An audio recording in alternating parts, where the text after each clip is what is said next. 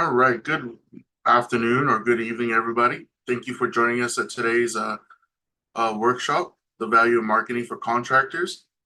We want to thank you for participating and giving us your time for this workshop. We really appreciate it. Going, I know it's after hours. We have two wonderful presenters here today. We have Ken Hyman and Carlos Ray from our own MWest team that will be teaching today's topic on the value of marketing for contractors. First, I'm going to go over some housekeeping slides before we get started.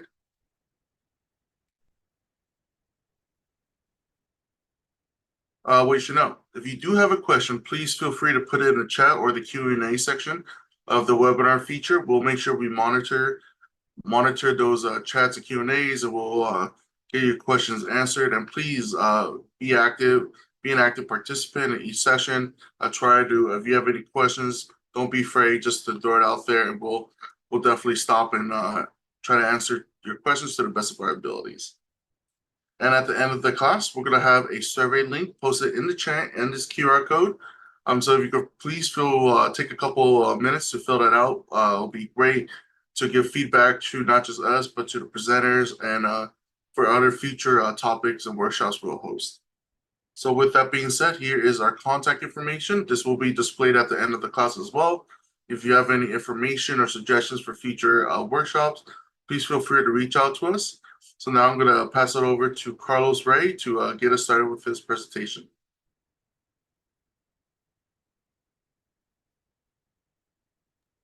All right. Thank you, Jason. Thank you for that introduction. And thank you all, as Jason said, for being here. As I'm getting my presentation shared, we got some great information for you today just on marketing and a few different things that we think would be very useful and create some value for you and your business. So I'm going to go ahead and share my screen. And hopefully you all can see that presentation.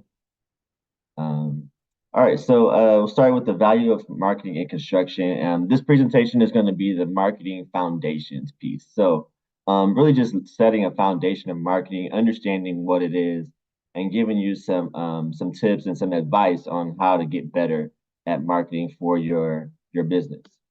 So I'll advance to the next slide. All right, so what is marketing? It's the process of getting potential clients or customers interested in your products or service or whatever you offer.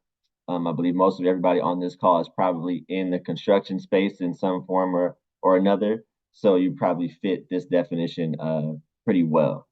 Marketing your company is a process. So, figuring out, do you provide a service? Do you provide a product? Or do you provide both?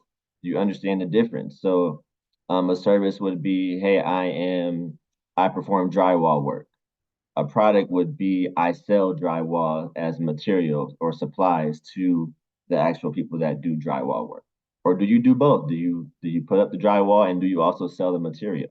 So just understanding when you're doing your marketing, what service, product, or both does your company provide? One thing to know about marketing is repetitive and it has to be consistent for it to be effective. So it's usually telling your clients or your customer base, wherever you're reaching out to them, to about your service, about your products consistently, time and time again. Repetition is one of the best learners, as a lot of us know, to learn something, whether it's good or bad. You don't have to touch a hot iron too many times before you figure out, okay, I probably shouldn't do that anymore. You learn not to touch it. So kind of the same principle can apply with marketing. If you're just consistent and repetitive with your message, eventually it will stick. Another thing about marketing, it takes time, it takes effort, and it's full of trial and error. So not every campaign you run is going to be successful.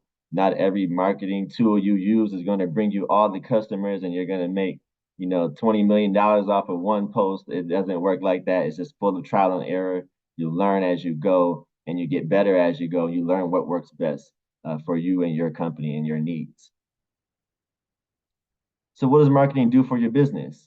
One great thing it does is it allows you to better understand your customer or your client. It increases the reach of your business. So depending on what tools you use, and we'll get into that in a little bit, it can widen your market or the people that you can reach out to that may interact with your business, buy your services or your products. It improves your business's brand equity. We'll talk about what that means in a little bit too. And then at the end of the day, what we're all in business to do, it helps you make money. Like at the end of the day, all this stuff, we attend all these trainings, all these workshops, we send in all these presentations, we do all these RFPs and bids because we want to make money, right? At the end of the day. And so hopefully you're like this guy at the bottom where you're just wheelbarrowing it out from the bank every week. And if not, we'll get there soon, right? All right, next slide. So some common mistakes people make in marketing. Oops, sorry. Some common mistakes people make in marketing. One is not knowing your target audience or where to find them, or targeting the wrong audience. So really understanding who you're marketing to. I think in construction, this applies to what type of construction am I doing? Am I looking for public projects? Am I looking for private work, residential work?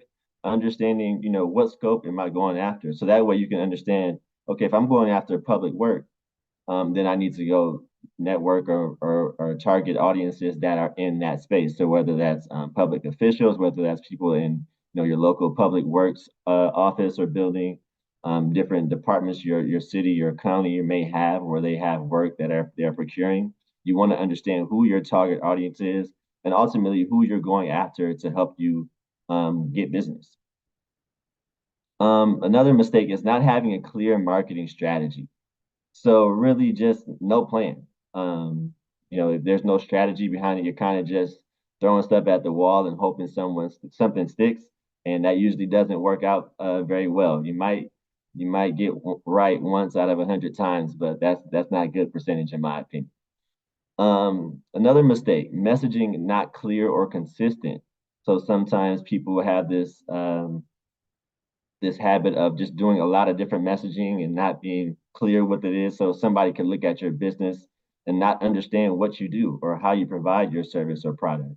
It may not be consistent. So I may see something today that's great, but then next week I see another message from your company and it's something totally different. So it can confuse your audience that you may be going after. Using too many outlets. So a lot of times people in business, in my experience, I've been in marketing for about almost 12 years now. A lot of times people use too many outlets, especially when it comes to social media.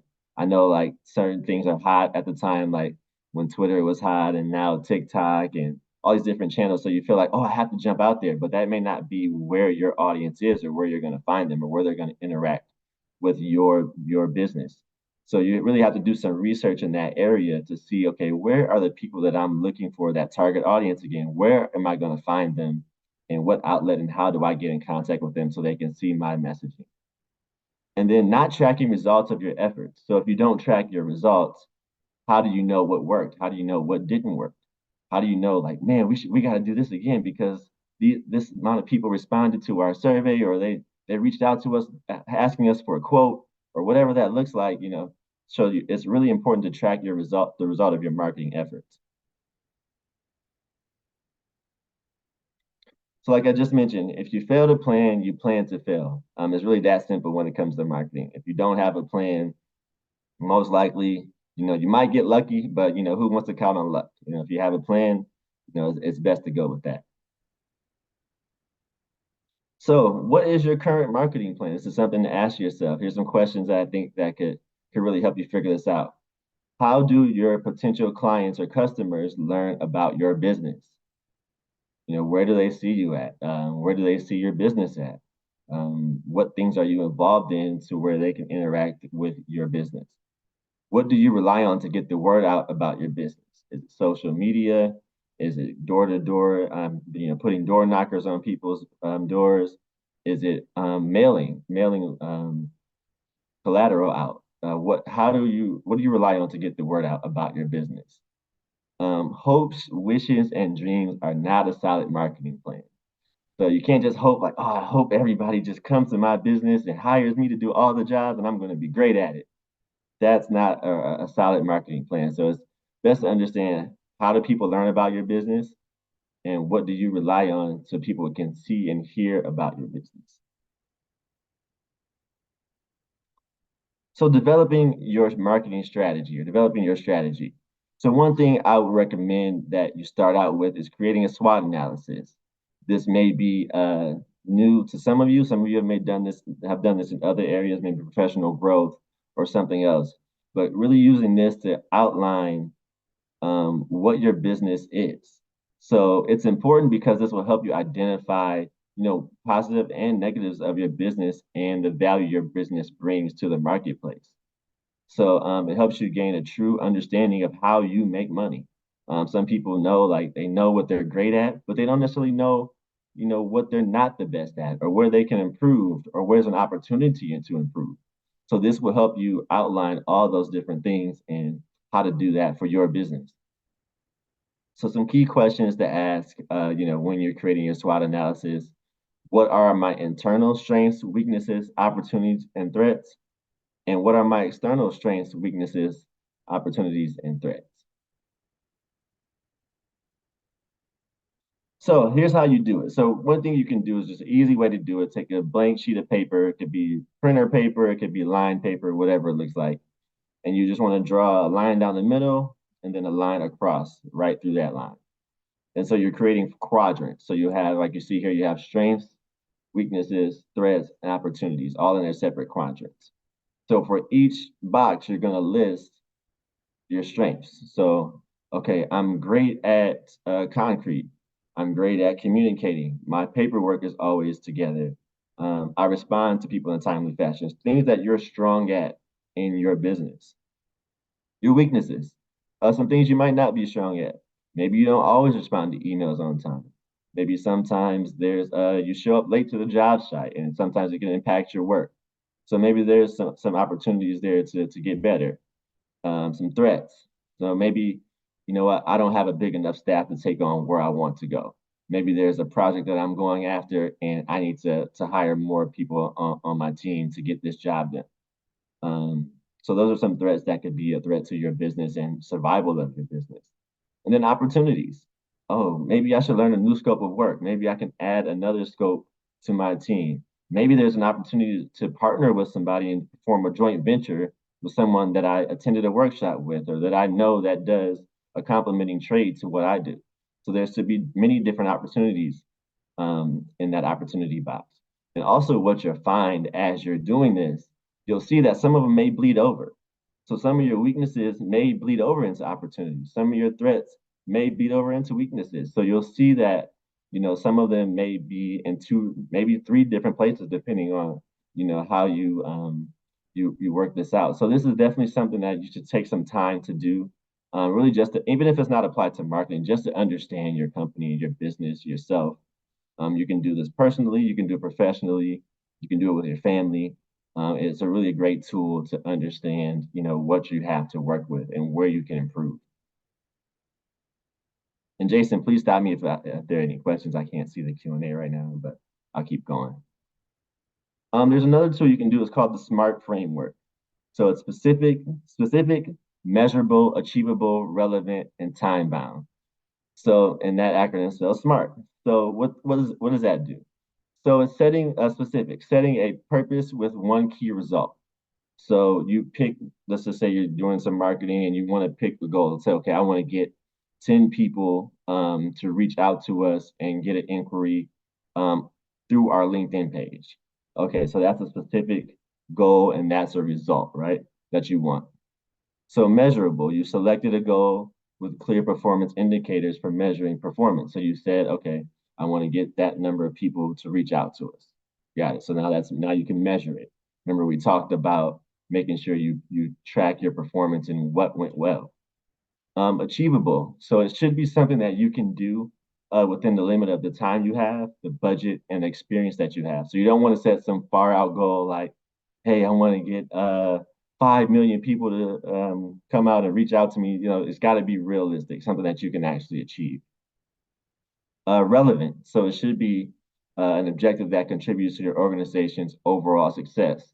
So you want to make sure that this goal or this purpose is actually helping you move your business forward and getting closer to where you want it to be. That's just making it relevant. So that way you're not wasting time doing something that may or may not help your business at all. And then time bound, you want to have a deadline to this, a realistic deadline. So you don't want to say, usually leave it on the shorter end. You don't want to say, okay, I'm going to do a marketing campaign and it's going to take me a year and a half. That's kind of like out of bounds a little bit as far as timing, depending on what you set as your key result and your purpose.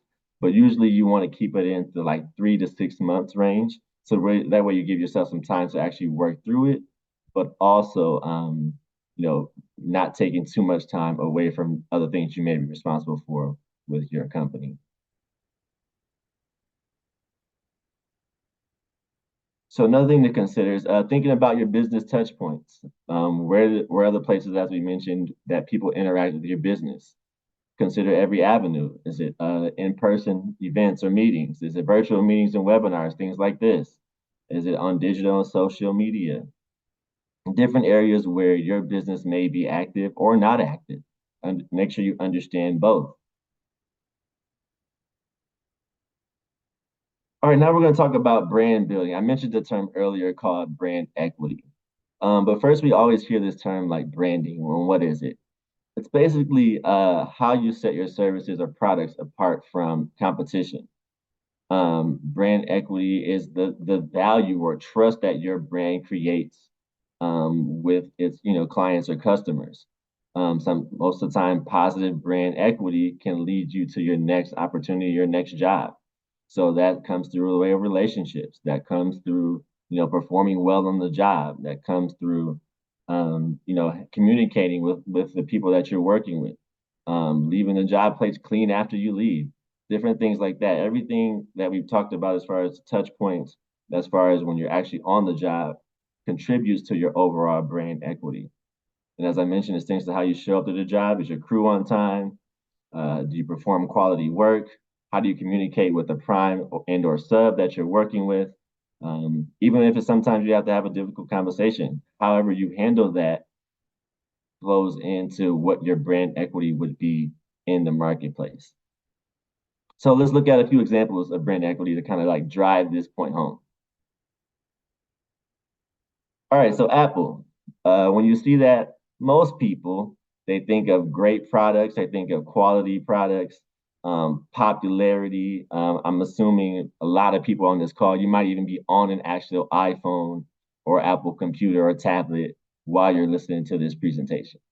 So usually when you see this logo, people automatically think value, they think great products, something that's going to work, that's going to enhance my life. And those are the messages that Apple sends out. They always send out things that they feel can help you solve problems and make your life a little bit easier. Spirit Airlines. So a lot of people are like up in the air about this one. It's a budget-friendly airline if you haven't heard of it. Some people have great experiences on it, some people don't. So there could be mixed messaging there as far as what they put out.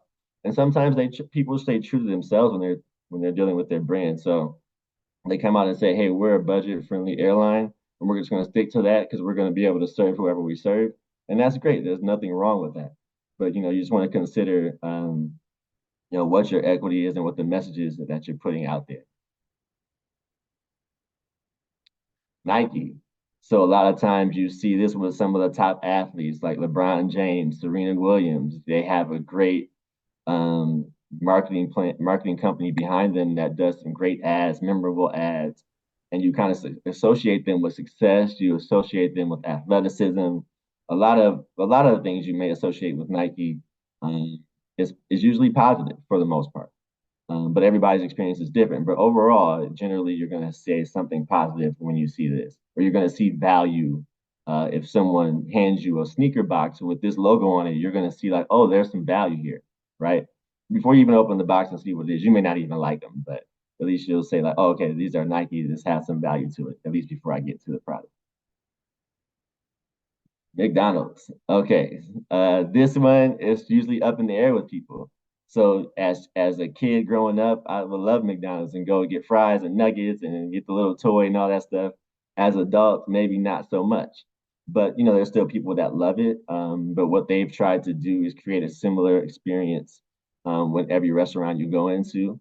And so that's another part of their brand equity that they build. They try to build it from starting from a young age and hopefully last all the way through adulthood. I don't know if you all saw the commercial not too long ago where they kind of showed the girl growing up with her family and she would always go to McDonald's as a celebration And then at the end, she was taking her own family to have the celebration that she did growing up. So different things like that can contribute to your brand equity. So just wanted to kind of show you these to let you understand what brand equity is and how to think about it. So it's things we kind of go through daily, and sometimes we don't stop and think like, oh, that's what that is. Okay, so it's really just a feeling and the experience that you have with a particular brand.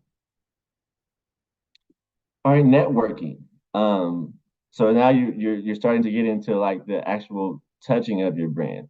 So it's making connections and building relationships. Understanding that this takes time. You can't meet somebody usually at a first event or a first meeting and they're going to give you a project right away. Usually doesn't work like that unless you're just like an excellent networker. But I don't know too many people like that. You might. But it's good to remember the 3 Ps. So your purpose. Why am I building a relationship? The people understand who the person is and how you can interact with them. And then the process, how are you connecting and building the relationship? Is it phone? Is it email? Is it social media? Is it showing up to their office or saying, hey, let's go grab coffee or lunch? What is it that the process that you're going to use to actually build that relationship? I heard someone say during a workshop one time that he would have a contractor come in. He was an estimator. He would have a contractor come in every so often and just bring donuts and coffee to the team and just come in and have a conversation. Hey, what's going on? What projects do you have coming up? This is what I'm looking for.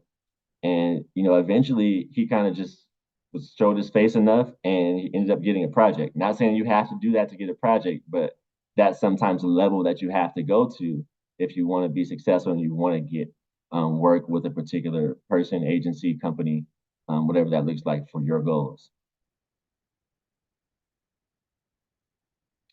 Another thing you can do is, as a piece of collateral, is contractor profiles. So we do this here at Merriwether and Williams for the contractors that we work with, and it's really just a piece of collateral, almost like a statement of qualifications that you use for business development.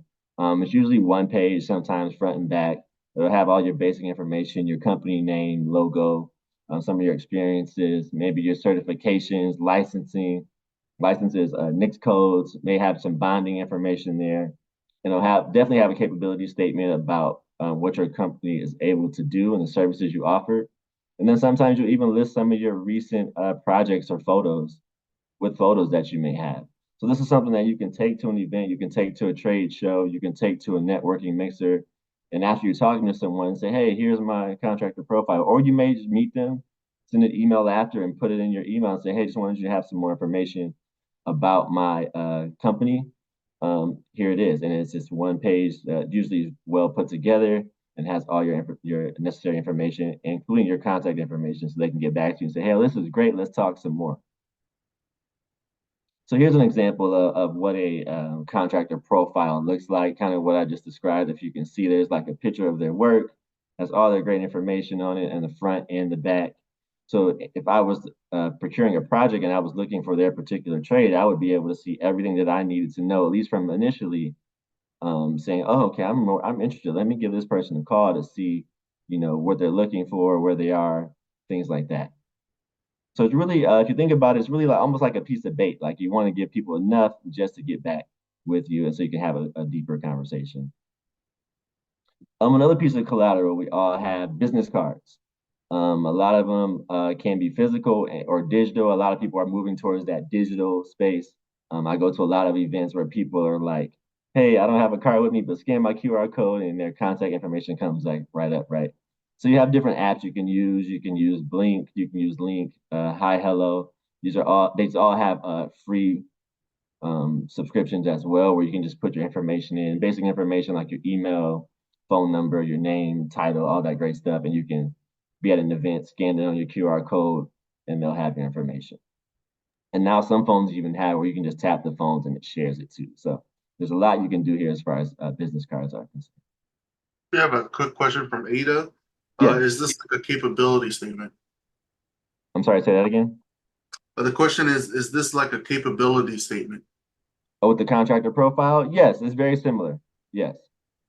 Yeah, so sometimes people design them different ways, but yeah, it boils down to basically a capability statement. So you'll definitely have your capability of what your company does, kind of where you started, where you are now, the types of things you're looking for, what you do best, the types of services you provide.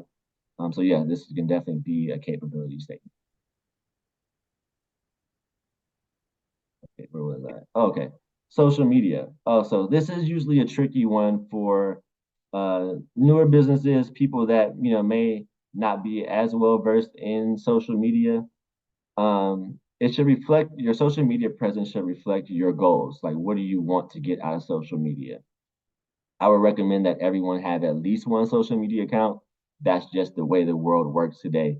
I know for some people, it's like, well, I don't need that. I'm good with just shaking hands and meeting people that way. And that's great. You should still do that. But social media can definitely help you, even if it's just showing pictures of projects that you've completed or that you're working on. You're not really using it to gain business, but you're just using it to kind of get your business um, more noticeable.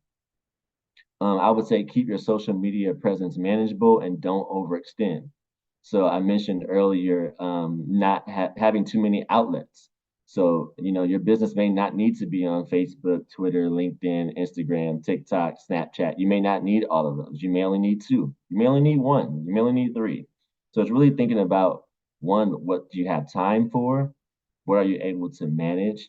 And then what won't impact the rest of the responsibilities you may have with your business. Sometimes, you may be working in the field, you may be managing your books and accounting and going looking for new projects. And so social media or marketing may be kind of lower on your list. So what's going to help you keep it consistent, keep it clear, but also manageable? I recommend posting at least 3 to 5 times per week. I know this seems like a lot, but there's great things you can use that I'll talk about in just a second that can help you with that. There's apps and sites that where you can plan them out, so you can sit down on a Saturday or Sunday, and you can plan out what you're going to post. You can have your pictures already there, so you can hit. Okay, I want to post on Monday at 10 a.m. I want to post on Wednesday at 2 p.m. and I want to post on Friday at 1 p.m. And you can set them all up there, and it'll go out right, when you schedule it. So there's lots of different tools you can use to help you manage how much you post. Choose a social media platform that connects with your client base. Contractors usually, in my experience, are on LinkedIn, Facebook, and or Instagram, just in my experience. You may find them other places, but that interaction, if you're looking for, messaging and, trying to network and things like that, these are usually the places that happens for the most part. But there are, other places that you can do it. But again, it comes back to your experience, what you're able to manage, and what you want to do for your company.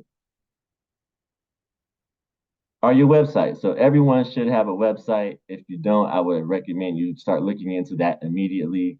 It's just an easy way for someone to find your business, for you to give them information. It should have all the typical information, about your company, the services you offer, where your company is located and performs work. Sometimes it's the same place, sometimes it's different. They're great for adding a personal touch to your company. So you can go on there and you may have a picture of you as the owner or leader. Excuse me. You may have some of your team members. Maybe you have some project managers, or you have some foremen on your team that can help your business get to that next level. So you can also feature your current leadership there. You can have photos of jobs that you've done, similar to that contractor profile or capability statement that we talked about before. You can use that. You can also use it to create a narrative about your company. So not everybody's saying that they're number one at something is number one. They just put number one because that creates a narrative about their company. Not saying you shouldn't be truthful, but what I'm saying is sometimes you want to use your website to create a narrative about your company, to tell a story about what your company is, who you are, and the services you can provide for that person visiting your website. We have a quick question going back to social media. Yeah. Where can I find more about those tools to post on social media? Oh yeah, that's great. Do I have some on this side? Yeah, there's some on this side, so I'm gonna get right into that. So that's right on time actually. So one of the big ones is Canva. This is like a digital what do we call it? A designing app or platform that you can use. They have a free version that's really great. You can create flyers, you can create social media posts, you can create presentations. You can create just about anything you may need marketing wise on Canva. They have a free version. They also have a premium version, and it's very user intuitive. They also have a great help like situation where you can go in, and if you have questions on how to do something, they'll actually show you videos and kind of walk out the steps for you. So to the question about social media management apps, here's where you might want to pay attention for that. So Hootsuite is one of them. This is somewhere where you can go in, like I mentioned before, how you can plan out your posts. You can use Hootsuite for that. Buffer also does the same thing, and Sprout does the same thing. So they're all kind of three in the same. They're different. They look different, feel different, but they generally do some of the same things. They can also give you analytics on the back end, so you can see how many people are interacting with your posts, how many people are liking them, how many people are clicking links, things like that. So these are some great options. There's more out there, but these are just some of the three that I've used personally. So that would be great. And they also, like I said, they also have free versions. So if you're hearing a common theme and I keep saying they have free versions, it's because I'm a free version type of guy. So if it's free, it's for me usually. Website platforms. So hopefully that answered the question. I'm sorry. Website platforms. So if you don't have a website, these are some places to look into.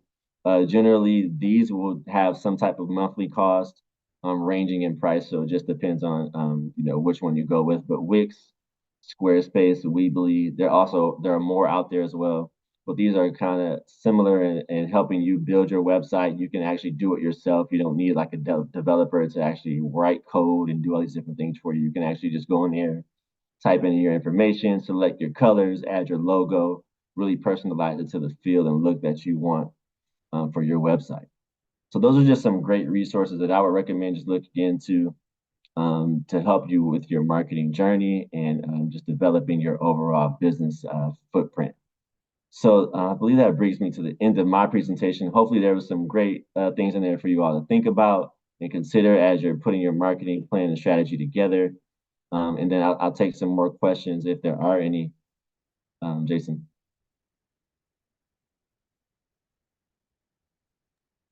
Currently, I see one hand raised. David Gray, did you have a question? I'm gonna unmute you if you have a question. No, I'm good. Thank you. All right, just making sure. Thank you. All right. All right. Okay. If there are no more questions, thank you all for your time tonight. And please, if you have any questions, please reach out. I will put my email in the chat if you have any questions or want to learn more. I'm here to assist. But now I'll hand it off to my colleague, Ken Hyman. So Ken, you're up.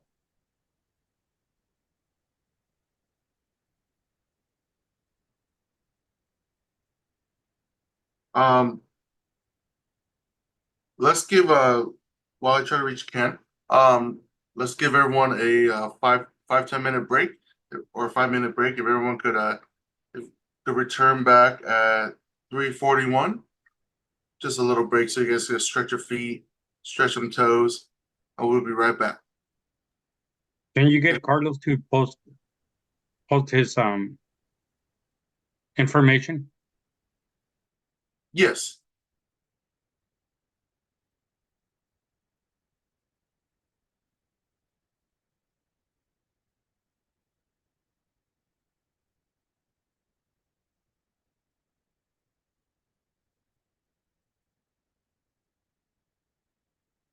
Can and someone can advance this for me. Yes, I will be doing that. So okay, sorry for the we're live, I take it. So sorry for the technical difficulty, folks. My computer decided to shut down, so I went to plan B. Carlos has gone through most of the fundamentals of marketing and the tools that are available to you, and the processes that you should take. I'm going to go through it with a little bit of a different focus, a little bit more on sales and how it relates directly to the construction industry, marketing that is. So And also let me introduce myself. I'm Ken Hyman, and I'm an account manager based in San Francisco, and been with Merriwether Williams for about 3 years, but I have a long and varied background in marketing, communications, and public relations. So having said that, let's move forward here. Next slide, please. So what are you selling? And as Carlos mentioned, you're selling yourself as well as your services. You want to ask yourself what sets you apart from the competition. Is it the fact that maybe you've installed 3,000 sheets of drywall? You've always delivered on time and under budget, or maybe that you've worked on a couple of $5 million projects. That is, those are some things that, you want to promote. It feeds into branding once again. And I'd like to take a minute to go over some branding points that maybe Carlos has not touched on, or to focus in a little bit more. So can we go to the next slide, please?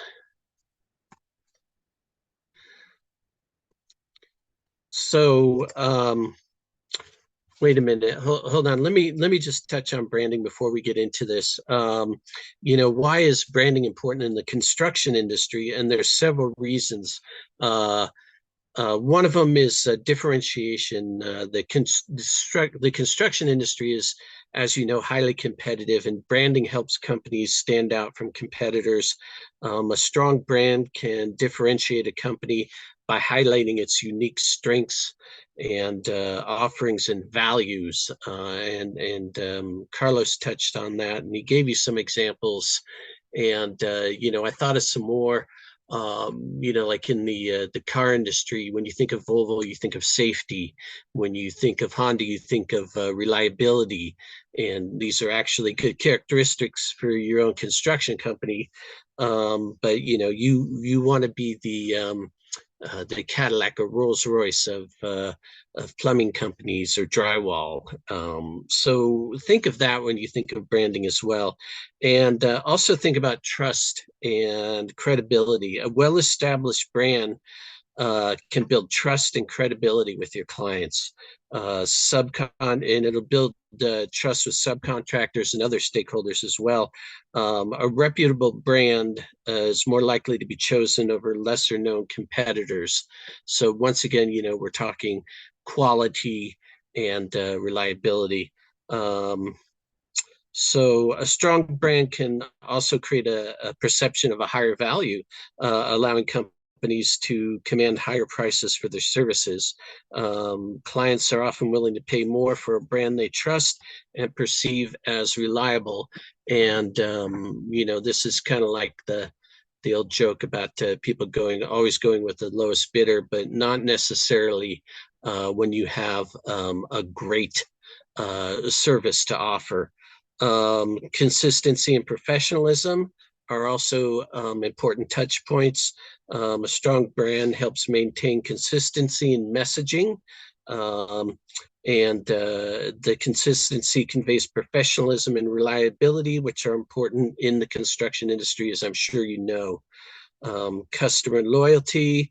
A strong brand can build customer loyalty and help you get repeat business. Customers who have had positive experiences with the company are more likely to return for future projects and recommend the company to others.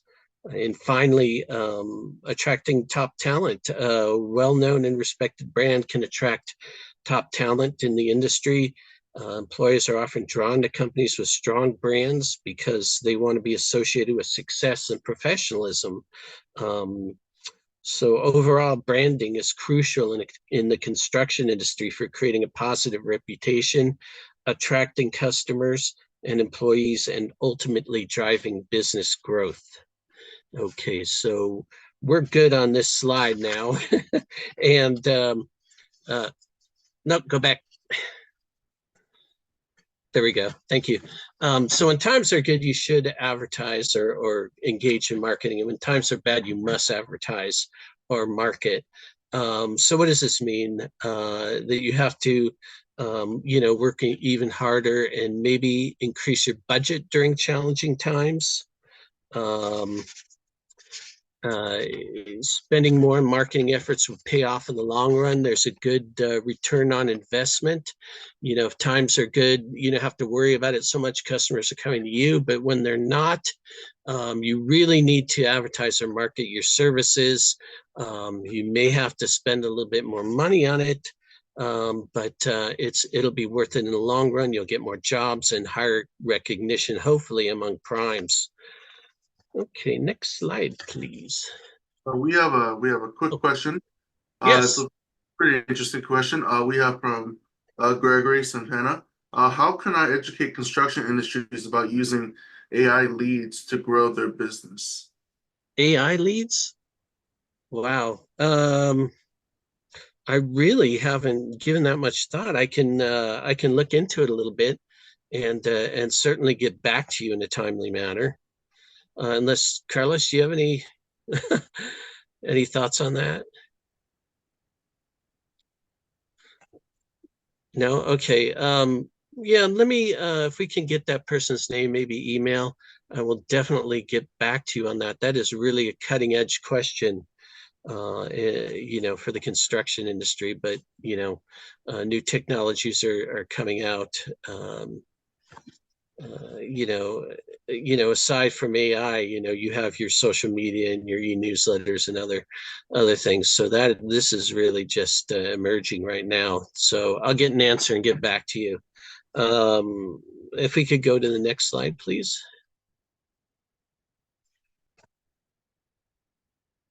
So how much should you spend on marketing and advertising?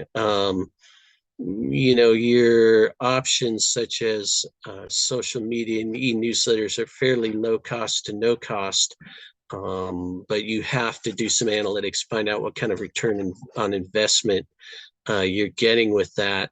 In the construction industry, it may be best, I don't know, to go with more traditional avenues, and Carlos touched on that, networking, making connections, getting your foot in the door, and really boosting your brand. But the SBA, Small Business Administration, recommends that small businesses with revenues less than $1 million should spend 7 to 8% of their marketing budget on advertising and marketing. That's about $70,000 to $80,000, and that's a big chunk of change. I realize that, but more realistic number maybe 5%. That and again, that's only if you're getting like $1 million in sales. So the other strategy is to spend even more. They're saying up to 20% of your sales, for marketing, and hopefully get a good return on your investment with that. That kind of translates into more projects, more business, more leads. Something else that's been brought up is other marketing strategies, co-opting with another subcontractor, which means you can package your services or doing a co-op to advertising with them, that you're offering, say, plumbing, electrical, and maintenance or something. You're offering it together, and you're all paying for the advertising portion of that. So you can kind of cut costs that way too. Let's go to the next slide, please.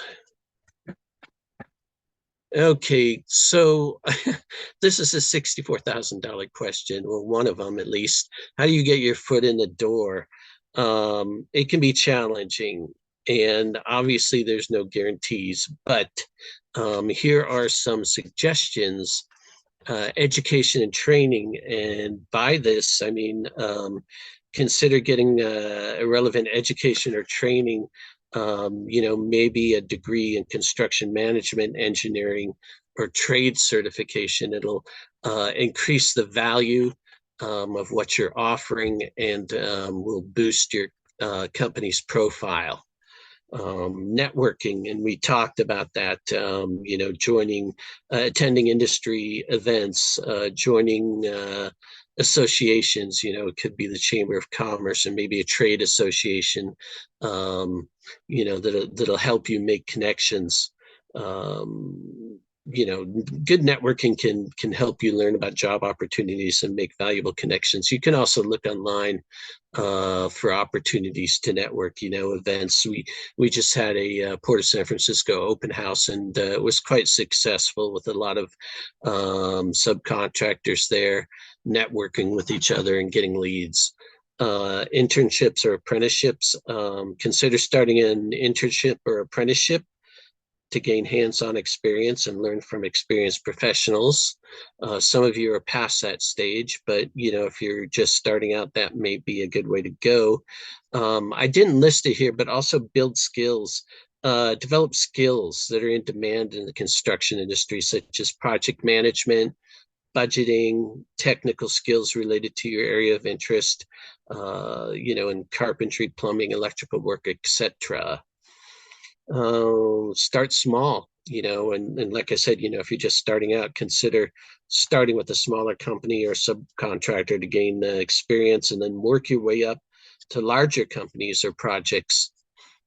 Stay updated on industry trends, regulations, and technologies. That goes back to the AI question, I guess. By doing that, you can help stay ahead of your competitors to some extent. And then persistence, of course. Getting into the construction industry, can take a lot of time and effort. As you have to jump through a lot of hoops. There's a lot of paperwork, documentation. You got to get to the right people. Especially if you're, looking at government contracts. So stay persistent and keep applying for opportunities that align with your goals and your skills. Okay, let's go to the next slide, please. Okay, so this is the other $64,000 question. How do I close the deal? Closing deals in the construction industry involves a mix of understanding the customer's needs, showcasing your experience, and communicating the value of your services. So here are some points to keep in mind when you're trying to close the deal. Understand the customer's needs, listen carefully to the customer's requirements and concerns, understand their vision, budget, and timeline for the project, and present a detailed proposal. I'm sure you're all familiar with that. Outline the scope of the work, materials that are going to be used, the project timeline, and cost breakdown. Make sure that the proposal addresses the customer's needs and concerns. I know that seems like an obvious statement, but you would be surprised.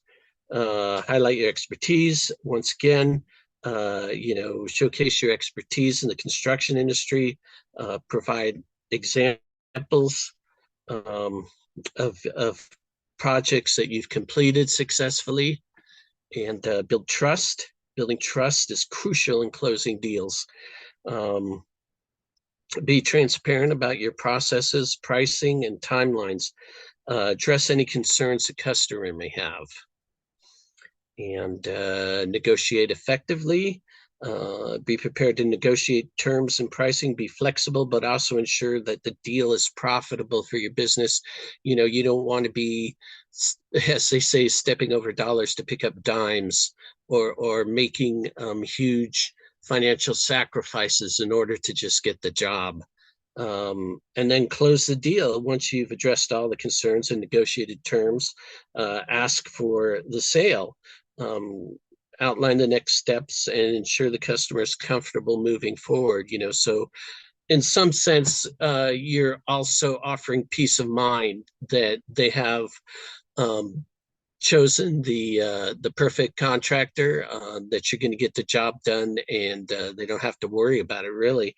And then lastly, follow up after closing the deal. Follow up with the customer to ensure their satisfaction. This is going to help build long-term relationships and lead to referrals. It will keep you in the prime's mind or the other contractor's mind for future projects. And next slide, please. Go into the next one. So what can we do for you? And Carlos may have touched on this, but we can help you with things like a capability statement or a brochure that highlights your experience, the projects you've worked on, how long you've been in the business, the licenses that you may hold, all the critical elements of your business, something that will help you showcase to other contractors or primes. It really is a critical piece of collateral that you should have, the capability statement. We can also put together a PowerPoint presentation for you working off the capability statement that goes slide by slide into what you're offering, why you deserve the project, and will hopefully help you close the deal too. We can look at your website and make recommendations. We can help you get started with that too. We do work with sub-consultants to help introduce you to primes, and also they'll help you network and make connections in the industry, and the draft of a business plan, and that can also be the SWOT analysis that Carlos referred to earlier. We do more than that. Obviously, we can help you with pre-qualification, bidding and estimating, a number of other services. You can check out our website for that. And then next slide, please. So that's all I have on marketing and sales for you today. I want to thank you for attending. I will send it back to Jason. Yes. Does anyone have any questions for Ken? Mm-hmm. If so, please put in the chat box if you can while I pull up our closing slides.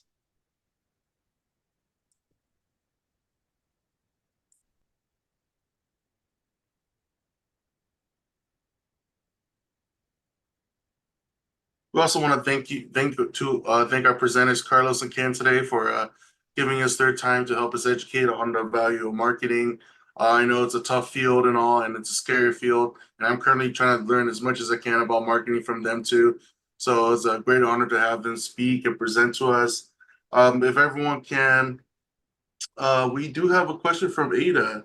Do you have examples of good capability statements for GCs? Specifically for new businesses with not much experiences. So I'll give it to either Ken or Carlos.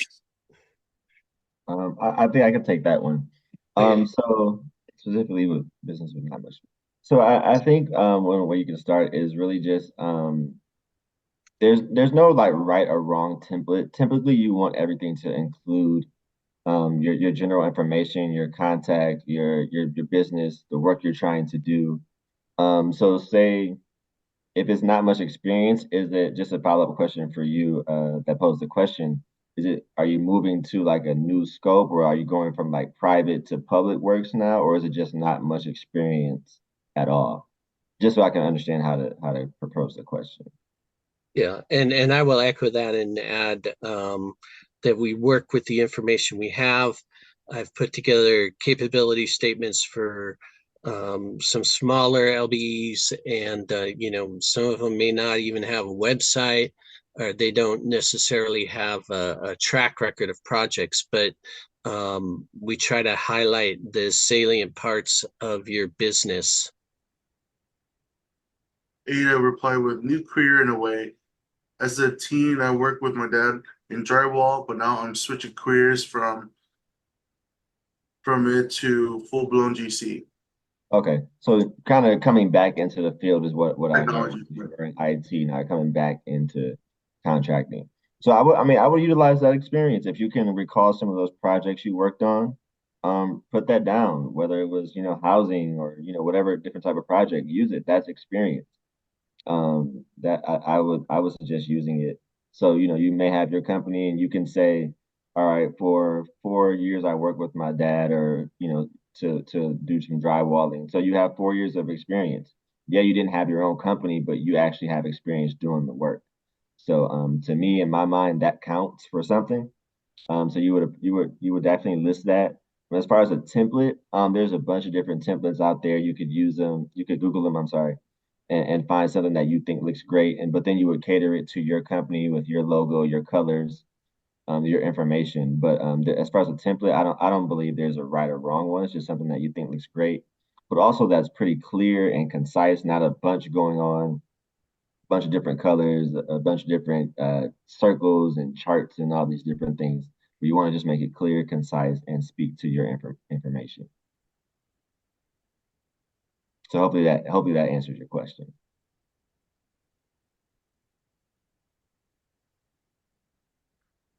All right. If anyone had any questions, please feel free to put in the chat. But for now, if you could please fill out our survey, a few minutes, QR code. The link is in the chat. We want to thank you again for joining us tonight and this evening for our workshop. If you do have any questions, please feel free to reach out to us. Here's our contact information. Yes. Thank you again for joining us. And if there's no further questions, you guys have a great day. Thank you, presenters, for giving us your time. All right. Thank you, everyone. Have a great rest of your day. Thank you.